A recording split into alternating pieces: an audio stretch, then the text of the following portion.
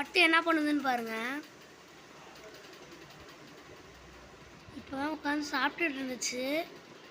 நான் அந்த கிளிப்பெல்லாம் அப்புறம் போடுறேன் பாருங்க.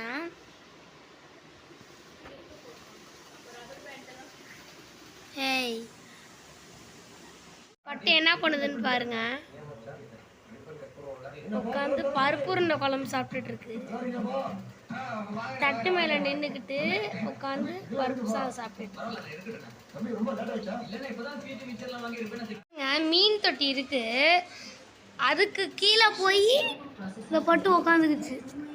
ஏ பட்டு, நீ தானே பட்டு? கொத்திக்கிட்டே போடாத கேமராவை.